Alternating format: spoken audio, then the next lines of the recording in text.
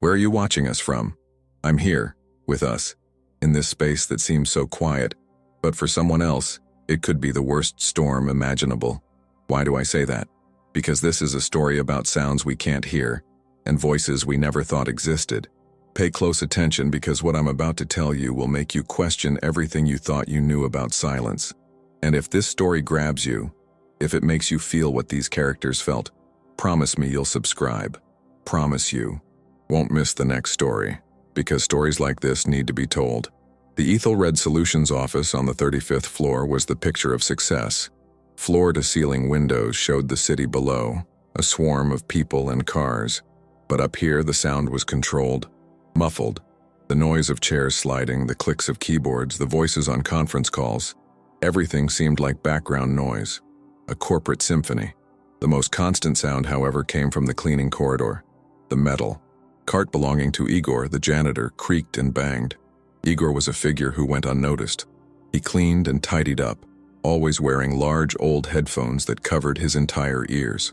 When his coworkers noticed him, it was to complain that he was always in La La Land. No one knew what he was listening to on his headphones.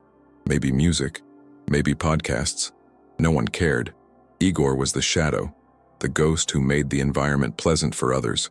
Silence, for him, was the sound of voices he couldn't decipher, the sound of the crowded room that suffocated him. For Igor, silence was an escape. His headphones didn't play music, they played white noise, a constant monotonous sound that drowned out all others. It was the only thing that kept him from collapsing. On that particular morning, something changed. The CEO, a man named Maximilian, was in an important meeting. He was known for being demanding, but fair. He liked everything in its place. The meeting was heated. The numbers didn't add up. The stress was palpable. That's when the silence in the office was broken. Igor's cart, which seemed to have rustier wheels than usual, made a loud metallic clang as he turned the corner. The sound reverberated in the tense silence of the meeting room. The door opened. Igor stood there, his face pale and his hands shaking. He had bumped into the bucket of water. The liquid spilled onto the floor, soaking the cream-colored carpet. Igor panicked, tried to grab the bucket, but his hands slipped. The bucket fell again, and the sound of metal echoed even louder. Maximilian, the CEO, got up from his chair. He looked at Igor. That pale face, those eyes that seemed empty but were actually filled with fear. "What happened here?" Maximilian asked, his voice calm but firm. Igor didn't answer. He just stared at the wet floor, at the overturned bucket. He was in a sensory crisis. The noise of the bucket, the CEO's voice, the strong smell of the cleaning product, the artificial sea-air, light from the ceiling. It was all too much. Igor's hands went to his ears, trying to muffle the sounds that kept coming in. He crouched on the floor, his head down, his body rocking back and forth. Silence returned, but it was a different silence. It was no longer the corporate symphony.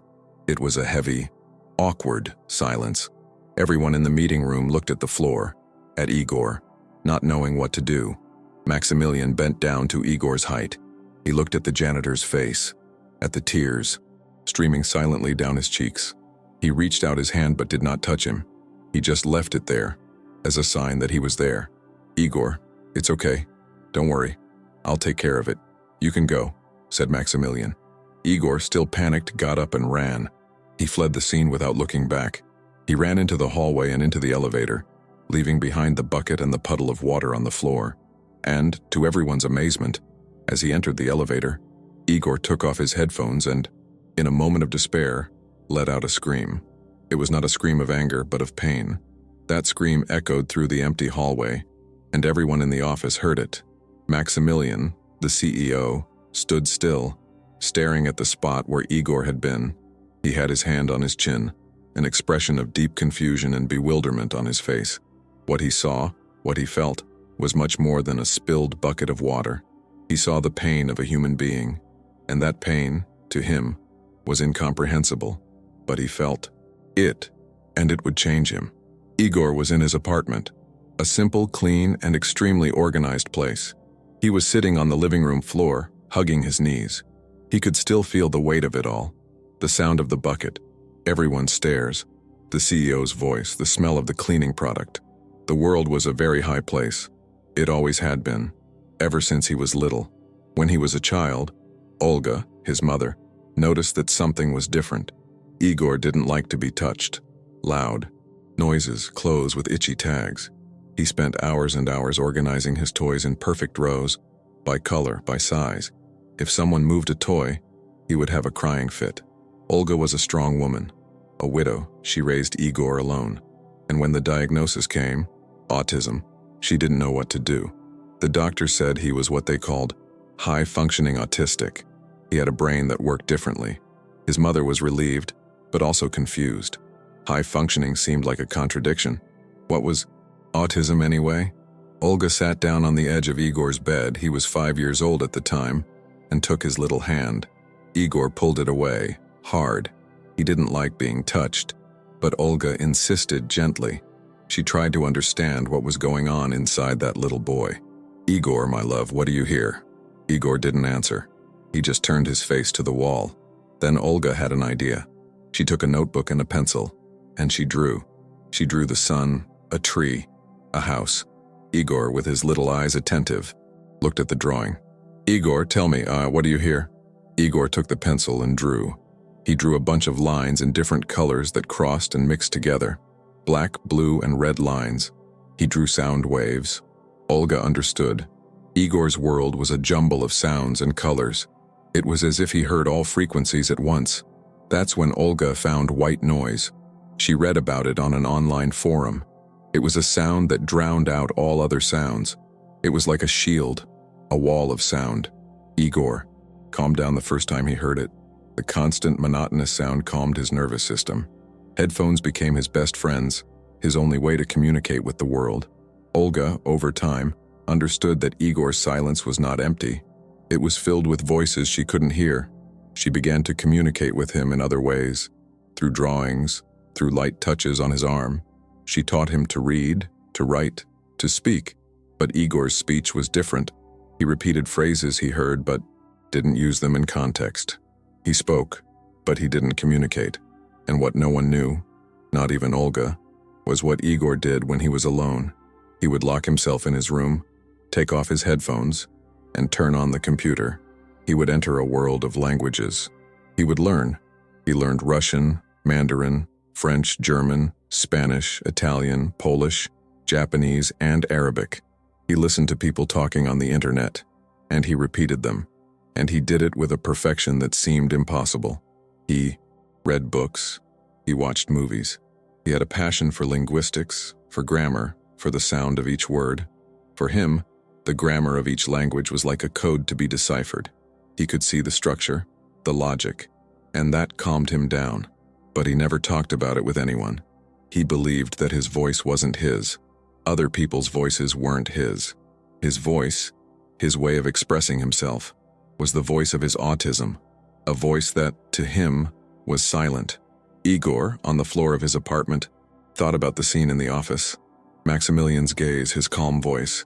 He felt a pang of shame. Why did he have to be like this? Why couldn't he be normal? He felt like a stranger in his own body, in his own life. A ghost who cleaned but was never seen. The years following the diagnosis were a whirlwind of false hope. Olga, desperate to cure her son, tried everything, from miracle diets to dubious therapies. At the time, the advice from neighbors, friends, and even some doctors was based more on myths than science. I remember a neighbor who suggested that Igor needed more discipline. "What he needs is a spanking," she said. "This is just nonsense. No autism can resist a good dose of boundaries." Olga was shocked, but deep down, part of her wondered if it was true. What if she was being too soft? Olga's pain was that of every mother desperately seeking a solution to what seems unsolvable.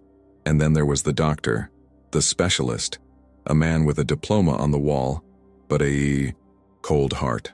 He looked at Igor, who was cowering in the corner of the room, and said, "Ma'am, your son is a lost cause. He will never have a normal life. He will never get married, never have a decent job. You'd better accept it." The doctor's words were like knives in Olga's heart. She left the office crying, holding Igor's hand, who was oblivious to everything. She felt helpless, but after a while, the pain turned to anger. Anger at having been so naive, at having believed that someone could be so cruel. Then there was school. Igor was enrolled in an inclusive school, but inclusion was just a name. The teacher, who had no idea how to deal with an autistic student, ignored him. He sat him in the corner of the classroom and left him alone. The other children, not understanding why, isolated him. They called him weird and mute. During recess, Igor stayed in a corner, alone.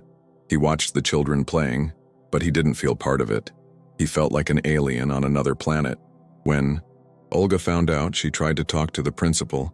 He just said that the school is doing what it can and that we can't stop class to attend to one child. Olga's pain was having to fight alone for her son. It was having to be the lawyer, the therapist, the teacher, the mother, the false hope, the wrong advice, the ignorance of others. It was all like poison to Olga. Every failed attempt, every harsh word, every closed door was a scar on her heart. Her life became a daily battle, but she never gave up. She found a group of parents of autistic children, and there, for the first time, she felt welcome. She heard similar stories of pain and struggle, and more importantly, she heard stories of success, stories of parents who understood that the solution was not to cure autism, but to accept it. It was not about changing their child, but changing the world around them. It was about giving them the tools to navigate life. It was in this group that she met a mother who told her about linguistics. The mother said that her son, who was also autistic, had a passion for languages, and that he learned with impressive speed. Olga thought of Igor. She knew he had a fixation with numbers and logical things. Linguistics, with its rules and grammar, could be his passion. And so she bought a computer and put it in front of Igor. "Explore whatever you want," she said. "The world is yours." And Igor explored. He dove in head first. The world of linguistics became his refuge, his safe haven. At first, his mother didn't understand what he was doing, but she trusted him. She saw the joy in his eyes, his concentration, and she felt happy. She didn't know he was learning 9 languages, but she knew he was happy. And Olga's pain was gradually healed. She learned that healing was not the absence of illness, but the acceptance of reality. She learned that love, true love, does not try to change who you are, but helps you to be the best version of yourself. After the incident at the office, things changed. The incident with Igor, the bucket, and the scream became the talk of Ethelred Solutions. Some employees saw him as a weirdo. Others felt sorry for him. Some saw him as crazy. The rumors spread, and external pressure began to weigh heavily on Maximilian's shoulders. The head of HR, a man named Klaus, was the most vocal. He approached Maximilian with a stern look on his face. "Maximilian, we need to talk about Igor." Maximilian looked up from his computer, his expression serious. "What about Igor? He's not fit to work here. He's a safety hazard. He caused a scene in front of you. What if he freaks out and hurts someone? What if he damages important equipment? We need to fire him." Maximilian listened to Klaus, but he didn't agree. He still had the image of Igor on his knees, his hands over his ears, his face pale. "Klaus, he's not a risk. He's a person. He needs help." "Help?" "Maximilian, you're the CEO of this company. You're not a charity. Ethelred Solutions has no obligation to take care of people like him. We have a policy, and that policy says we can't have employees who pose a risk to the workplace." "And what does the policy say about empathy, Klaus?" Klaus was speechless. He was a man of rules, policies, and bureaucracy. Empathy was not part of his playbook. Meanwhile, the school where Igor worked, the same school he once attended, began to experience problems. The parents of the students, upon learning of the incident at the office, began to complain. The principal, a woman named Isabel, was a kind-hearted person, but she was under pressure. The school board wanted to fire Igor. The parents were starting a petition. Isabel went to talk to Igor. She found him cleaning the library floor wearing headphones. She tapped him lightly on the shoulder. Igor, without reacting, took off his headphones and looked at her. "Igor, we need to talk. The parents are worried. They think you're a danger to the children." Igor didn't answer. He just stared at her, his eyes empty. He knew what was going to happen. He'd been through this before. Isabel continued, her voice breaking. "Igor, I'm sorry. I've known you since you were a child. I know you're a good person, but the pressure is intense. I don't know what to do. Igor, who had been silent until then, said, Isabel, I understand. I'm a problem. Isabel was shocked. She had never heard Igor speak so clearly, and with such pain. The human conflict was real. There were no absolute villains. Klaus, the HR manager, was a man who believed in rules and protecting the company. The parents, with their concerns, just wanted to protect their children, and Isabel, the principal, was in a difficult position. The dilemma was clear. What is more important, the rules or empathy? What to do when fear and prejudice become the voice of the majority? Igor's dismissal was imminent. At the office, Klaus had already prepared all the documents. At school, Isabel had a meeting with the board to decide the janitor's future. Society, in silence, had already decided what to do with him. But something unusual happened. Maximilian, the CEO, couldn't get Igor's image out of his mind. That pale face, the pain in his eyes, the silent scream. He felt that there was something more behind it all. He felt guilty for firing Igor, even though the dismissal had not yet been made official. Maximilian, with the intuition of a businessman, decided to investigate. He went to HR and got Igor's address. Without telling anyone, he went to Igor's apartment. At first, Igor didn't want to open the door, but Maximilian insisted. He said he needed to talk. His voice was calm, respectful. After a while, Igor opened the door. He was in shock. Maximilian entered and saw the apartment. Clean, organized, minimalist. And the computer. He saw the computer screen, full of open windows. They were news sites in different languages: Russian, Chinese, French, German, Italian, Polish. Maximilian, who was multilingual, recognized them immediately. He saw books stacked up, grammar books for different languages. Maximilian sat down in the chair and looked at Igor. Igor, do you speak all these languages? Igor was silent. He didn't know what to say. Igor, tell me. I promise I won't judge you. Igor, his voice breaking, said, I don't speak. I just repeat. Maximilian smiled. He understood. He remembered what he had read about autism. He remembered that autistic people could have a passion for something, an obsession with a subject, and that they could learn at an impressive speed. He also remembered that they had difficulty communicating and connecting with others. Igor, you don't have to prove anything to me, but I need your help. I'm having a problem with negotiations at l'Avenue des Lumières in Paris. Our client is French. He's very difficult. He doesn't want to close the deal, and I don't know what to do anymore. Igor, with his head down, said nothing. I know it sounds crazy, but I feel like you can help me, and if you help me, I can help you too. Igor raised his head. He looked at Maximilian, his eyes shining. He didn't know what was happening, but he felt that this was his chance, a chance to be seen, to be heard. The next day, Maximilian arrived at the office with a box in his hands. He went to the meeting room, where Klaus and other managers were. They were discussing Igor's dismissal. Maximilian placed the box on the table. Klaus, I'm not going to fire Igor. On the contrary, I'm going to promote him. Klaus and the other managers were shocked. What? Maximilian, have you lost your mind? The man is a janitor. He can barely speak. Maximilian smiled. He's not a janitor, Klaus. He's a linguist. He's a polyglot. He speaks 9 languages. And he's going to help us close the deal in Paris. The silent turnaround had begun. Prejudice and ignorance were about to give way to empathy and acceptance. Igor's world, which was so small and lonely, was about to expand dramatically.